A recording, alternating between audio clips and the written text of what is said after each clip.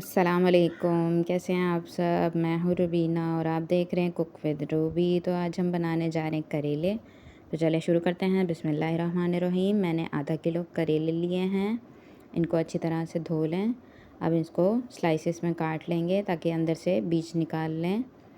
अब इसको क्यूब्स में काट लेंगे छोटा छोटा सा। अब इसको नमक लगा लेंगे।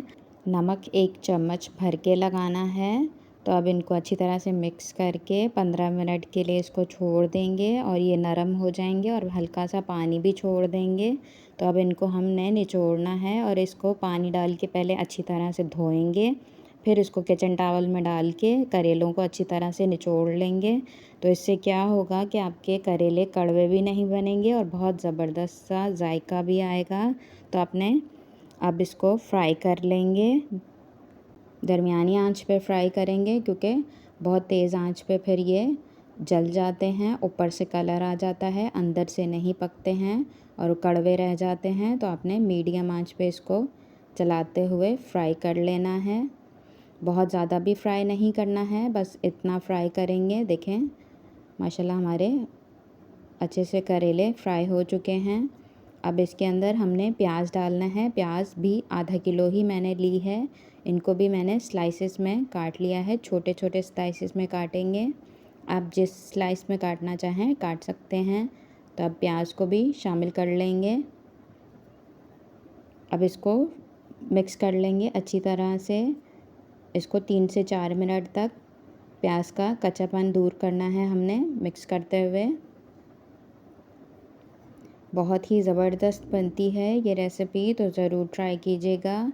हम तो इसको ज़रूर बनाते हैं और कड़वा भी नहीं होता है इतना, तो आपने ज़रूर ट्राई करना है। अब हम टमाटर ले लेंगे। टमाटर मैंने 2 अदद लिए हैं और मिक्स में मसाले ले लेंगे। आधा चम्मच ज़ीरा लेंगे, आधा चम्मच हल्दी ले लेंगे और आधा चम्मच नमक ले लेंगे। नमक आपने हाथ रोक के इस्तेमाल करना है क्योंकि हमने करेले पे भी लगाया है। तो बस अब हमने प्याज के लिए नमक डालना है और 1 चम्मच फुल भर के पिसी हुई लाल मिर्च। तो मसाले सिंपल मसाले जाएंगे, बहुत ज़्यादा मसाले नहीं डालेंगे। प्याज को हमने फ्राई कर लिया है। देखें कलर भी चेंज हो गया प्याज का। बहुत ज़्यादा भी नहीं फ्राई करेंगे क्योंकि इसका टेस्ट बहुत अच्छा आएगा। अब हम इसको निकाल लेंगे पतीली से। अब उसी पतीली में हल्का सा ऑयल डाल दें। अगर आपने ज़्यादा ऑयल डाला है तो पतीली के अंदर ऑयल मौजूद हो तो फिर नहीं डालें।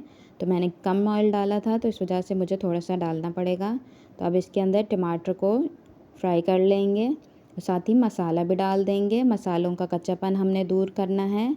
अगर आपने साथ ही उसी के अंदर शामिल कर लिया तो वो मसाला जो है वो अच्छा नहीं बनेगा।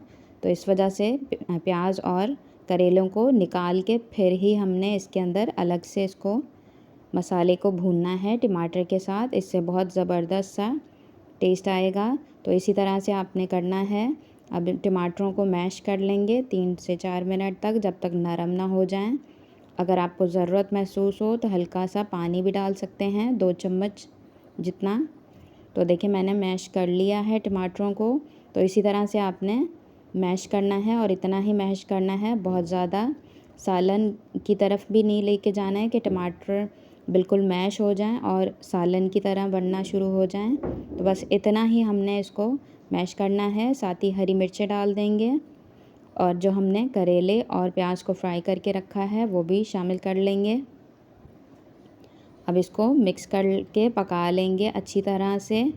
बस नमक का आपने इसमें ख़याल रखना है, नमक परफेक्ट होना चाहिए तो बहुत ही ज़बरदस्त से करेले हमारे बनेंगे। नमक और मिर्चों का बस इसमें ख़याल रखना पड़ता है, तो बहुत ज़बरदस्त बनते हैं। अब इसको मिक्स कर लेंगे। 2 से 3 मिनट तक आपने इसको पका लेना है मीडियम आंच पे, ताकि जो प्याज के अंदर हल्की सी नमी हो वो भी ख़त्म हो जाए।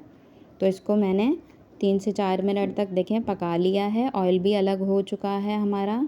तो बहुत ही ज़बरदस्त से हमारे करेले देखें बन के तैयार हैं माशाल्लाह। बिल्कुल भी कड़वे नहीं बनते हैं। तो आपने एक दफ़ा मेरी रेसिपी से ज़रूर ट्राई करना है। और जिन्होंने मेरे चैनल को सब्सक्राइब नहीं किया है तो प्लीज़ मेरे चैनल को सब्सक्राइब कर दें ताकि मेरी आने वाली वीडियो आपको मिल जाए। अब देखिए माशाल्लाह, अब हम चूल्हा बंद कर देंगे। करेले हमारे तैयार हो चुके हैं। अब इनको डिश आउट कर लेंगे। तो देखिए माशाल्लाह कितना ज़बरदस्त से हमारे करेले बन के तैयार हैं और बहुत ही जल्दी बन के तैयार हो जाते हैं। बहुत ज़्यादा इसमें मेहनत भी नहीं है।